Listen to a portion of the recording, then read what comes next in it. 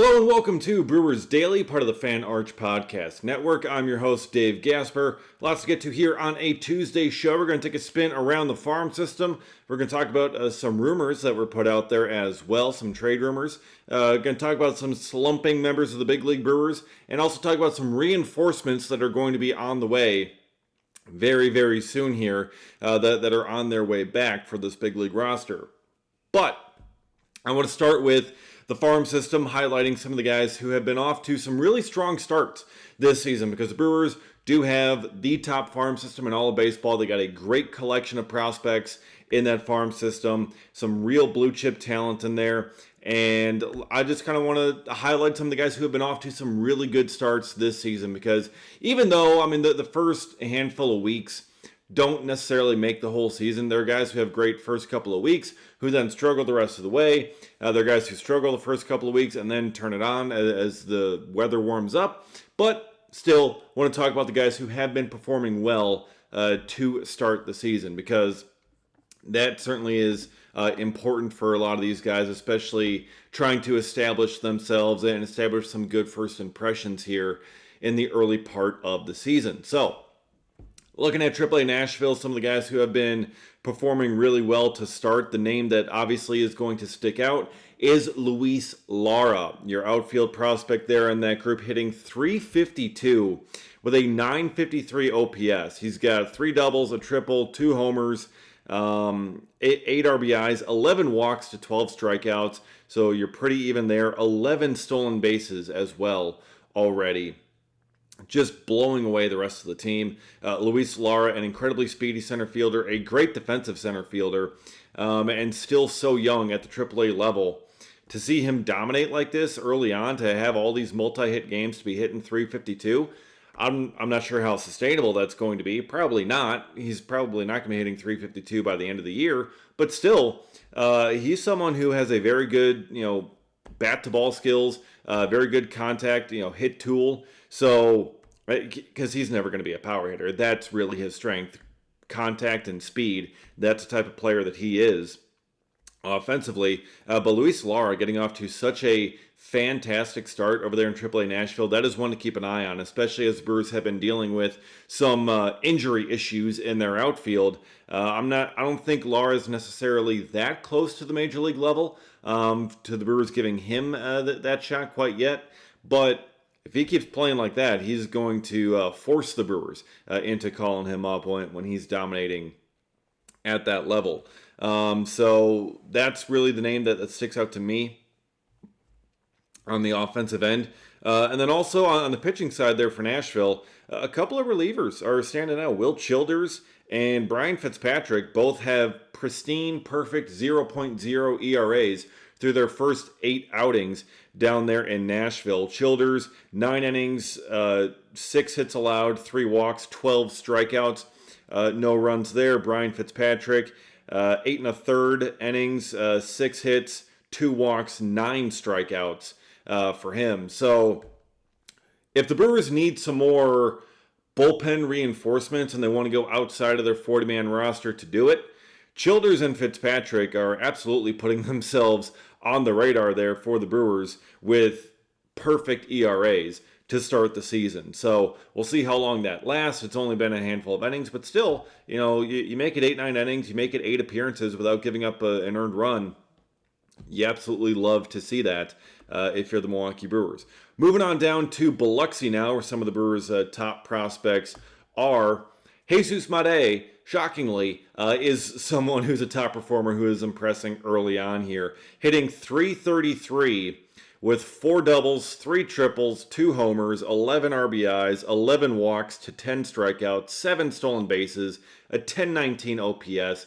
Just absolutely dominating Double-A. And he's still 18 years old. He is 18 years old. He is a high school senior at Double-A, and he is lighting it up with an OPS over 1,000. Now, granted, it's 15 games. It's 63 at-bats, but still, it is a very impressive 63 at-bats. Even Jackson Chourio was not that dominant his first stint in Double-A. So, Jesus Made, to have that kind of performance early on here, I think says quite a bit. The ceiling is limitless with this kid. Just in terms of the step forward that he took over the offseason, his ability to hit for average, hit for power, his speed, ball strike recognition, bat to ball skills, it is all there for Made. Packing on the weight, packing on the muscle in the offseason as well. Kind of a more filled out 6'1" now at 18 years old. Jesus Made, that is absolutely going to be a cat to keep your eye on because he is just lighting it up down there in Double-A. As is Darian Miller, hitting 304, 1101 OPS. He got some pretty good numbers down there in a very pitcher-friendly league. Blake Burke had 6 homers in the first 6 games for Biloxi. He's hitting 242 on the season now, has 7 home runs, and still a 960 OPS. So overall, the numbers there are good. Last year, Blake Burke hit for a much higher average. So hopefully that will, rise back up again because, there's sample size issues here as well when you only have 60-some at-bats. But, that'll even out over the course of the season. I would love to see if that batting average continues to trend back towards the 280, 290, 300 range like he had it last year. But even if not, with that kind of power, if you're hitting 240, 250 with the kind of pop that Blake Burke has, you'll absolutely you'll take that and be happy with it. And he's got 8 stolen bases. He's got more stolen bases than Made. He's a big boy, Blake Burke. He's a first baseman. You're not expecting him to steal bases. He's got more stolen bases than Made. So he's got the speed component there as well when he does get on base. So you do love to see that there for him. Also, Dylan O'Ray is someone I want to highlight as well. He missed all of last season with a wrist injury, had surgery on it, came back for the Arizona Fall League, but missed the whole regular season. And he's a guy who is also kind of similar to Luis Lara, does not have a ton of pop at all, is contact speed kind of guy. And Dylan O'Ray hitting 358 with 3 doubles, a triple, a homer, 8 RBIs, 12 walks to 10 strikeouts, 7 stolen bases, and a 987 OPS. So Dylan O'Ray off to a fantastic start. Keep that name in mind as well as the season goes along. And then looking down to another loaded roster, High A Wisconsin. Josh Adamszewski, absolutely off to a fantastic start there, hitting 310 through his first 10 games, 5 homers. Adamszewski's added a ton of power here. He certainly has that capability, but certainly contact bat, having some power in there as well, having some speed. Got a 1302 OPS. Absolutely love to see that. Again, it's been about 30 at-bats, but still 8 walks to 8 strikeouts, so even ratio there. Josh Adamszewski, another name to keep in mind. He's playing a lot more outfield now just because the infield above him is kind of loaded, so he's not going to be able to play much infield in Milwaukee, but if you keep hitting 310 with a 1302 OPS, they're going to find a way to get you into the lineup. And then also down there in Appleton, you got Andrew Fischer. We'll talk about him in a little bit here. We got Braylon Payne. Braylon Payne off to a solid start here, hitting 310 with a 1011 OPS as well. Pair of home runs, 4 stolen bases for him. So he's off to a good start. Luis Pena, another highly touted blue chip prospect in this Brewers organization, hitting 400 through his first 10 games there for the Timber Rattlers with a 1059 OPS, a double, a triple, a home run, 7 RBIs, 7 walks, 6 strikeouts, and 6 stolen bases. So Luis Pena really struggled with the promotion to High A last year. So this year he's going back to High A while Made is on to Double A. And Pena, he is trying to prove that he is ready for that Double A level to rejoin one of his very good friends in Jesus Made. So Pena, great player there, off to a fantastic start. Marco Dinges hitting 258 with a 955 OPS, pair of home runs. You love to see that for him. So he's off to a solid start. And Andrew Fischer. Okay, let's talk about Andrew Fischer here. He's hitting 256 with a 794 OPS, 4 doubles, a home run. So overall, that sounds fairly solid. But he has struck out 20 times in 43 at-bats. That is concerning. With certainly obviously the hype around Andrew Fischer, how good he was in the World Baseball Classic, how good he was this spring, and how close some of us thought he is to reaching the major leagues. 20 strikeouts and 43 at-bats in 13 games is not good.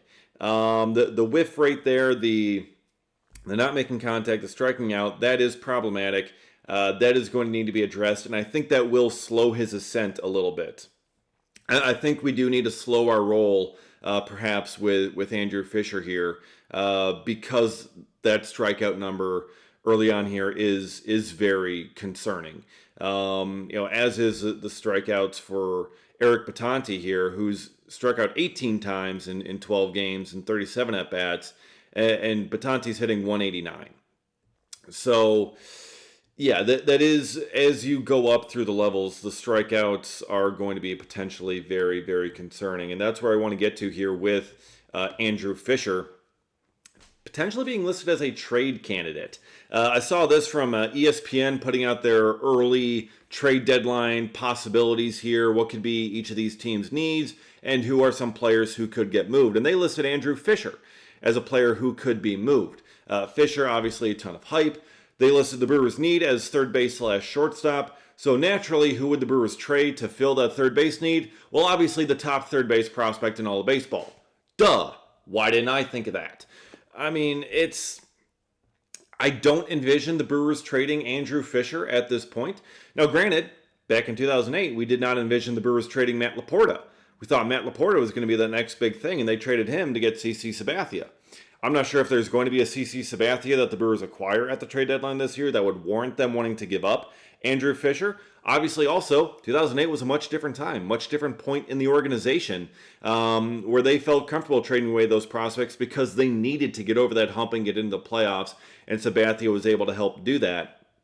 Meanwhile, this year, with Matt Arnold at the helm, with how the Brewers have operated over the past several seasons, they don't love trading away their top prospects. They prefer to hold on to those guys. And if they trade them away, they're trading them away for some controllable talent, for guys who are going to be here for a couple of years. If they're trading away Andrew Fischer, you're getting a guy who's going to be in Milwaukee for the next 3+ years. Otherwise, Matt Arnold's just not going to move him. So the fact that he's listed as a trade candidate, sure. I think he's certainly more tradable than a Jesus Made or obviously a Cooper Pratt or a Luis Pena. He's certainly very valuable. Now, if you have concerns about these strikeouts in the first handful of games, then maybe the Brewers want to cash in before those concerns become very well known and the rest of the league has concerns about him. So maybe, possibly, but it's also got to be the right deal. The Brewers aren't going to trade him just to trade him. And I'm not sure that there's going to be that sort of, controllable, massive improvement at third base or anywhere else really for the Brewers to make that trade, especially with all the infielders that they have coming up. I think they're going to want to leave that spot open in terms of improving the team. If there's some ace pitcher, if all these other pitchers, get hurt or something, and like there's a massive need for that, and you can get a controllable guy, sure. But I just don't envision the Brewers making that kind of move at the trade deadline. So I think Fischer would stay put, but hey, the Brewers have certainly surprised us before. Also, I want to look at a couple of guys here for the Brewers that are in early season slumps. And, some of the usual suspects that fans may have suggested are going to be in here. You're looking at Joey Ortiz. You're looking at Luis Rengifo. You're looking at David Hamilton. And also kind of a bit more on the surprising side, Sal Frelick, too. Because Frelick has not been off to a fantastic start this year. And also Blake Perkins. Blake Perkins has been slumping. He's got 32 at-bats. He's got hits in 4 of them, hitting $125. Luis Rengifo's hitting 167. David Hamilton's hitting 178. He's got a solid 339 on base percentage, though, so you'll take that. Sal Frelick, though, hitting $191, 295 on base, 265 slugging. It's been a bit of a struggle through the first 20 games. for Frelick. They're going to need a bit more out of him. He's never going to be the big slugger type, but typically he is an on-base type of guy, and to have that on-base percentage under 300, not ideal for what he's supposed to be at, what you're expecting from Sal Frelick, especially when you're down Jackson Chourio and Andrew Vaughn and Christian Yelich. When you're missing those three guys in the lineup, you need other guys to step up. Sal Frelick is one of those guys that they need to step up, and he hasn't quite yet. Bryce Terang has stepped up. Garrett Mitchell has stepped up pretty well here. William Contreras obviously playing well. Lockridge has stepped up pretty solidly. Gary Sanchez has stepped up. Jake Bowers has largely stepped up. So you need Sal Frelick to join that group in order for this team to try and maintain being successful until they can get Chourio and Vaughn and Yelich back into their lineup. And they're hoping to get some other guys back soon here as well, including potentially Tyler Black and Craig Yoho. So over the weekend in AAA Nashville, the Brewers or the Nashville Sounds activated Tyler Black off the injured list, which is good. And the Brewers, Pat Murphy talked about it a little bit, how they're discussing him potentially coming up and joining the big league club. And they want to get him some ABs down there just to kind of get settled. I was like, okay, now that he's healthy, let's get some at-bats under his belt, get his feet wet, so that he can feel comfortable in the box again. And then perhaps they'll discuss calling him up rather than Greg Jones and sending Greg Jones back down. Because, especially with Christian Yelich out, that kind of sets up a perfect opportunity for Tyler Black to actually get some playing time. To get some playing time at DH, to get some playing time in left field. He can get some playing time at first base. It allows Gary Sanchez to be a bit more of your regular backup catcher instead of playing so much at DH. Because with him at DH and Contreras catching, if something happens to Contreras, you're out your DH the rest of the game. So that puts you in a really bad spot. So I think Tyler Black would be a good fit for this roster right now with Christian Yelich out. So he's back. We'll see how many at-bats the Brewers want to give him in Nashville before giving him an opportunity to take a roster spot. And also, Craig Yoho began his rehab assignment in AAA Nashville through an inning on Sunday. I would imagine he'd have a couple more outings down there in AAA Nashville, including trying to get him ready on a back-to-back at some point, pitching back-to-back days before they call him up to the big league roster and activate him, because that's really the true final test there for a reliever on rehab assignment. Can you pitch back-to-back days? Once they prove they can do that, they can recover, then usually they end up getting activated. And with the bullpen kind of being in the state that it is, I think we could see Craig Yoho get activated and put on the active roster right away rather than being optioned down to AAA Nashville. The way it currently stands, I could see him taking Carlos Rodriguez's spot in that bullpen. But again, we'll see. We'll have to see how long the Brewers want to have him on rehab assignment before activating him. So, excuse me. Craig Yoho on the mend on rehab assignment.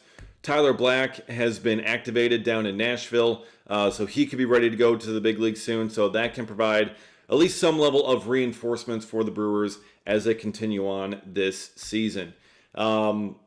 Be sure to subscribe to Brewers Daily here. Get notified every single time a new episode drops. Follow me on Twitter at dgasper24. Appreciate all of you watching. Appreciate you listening. And we'll see you again next time for another episode of Brewers Daily.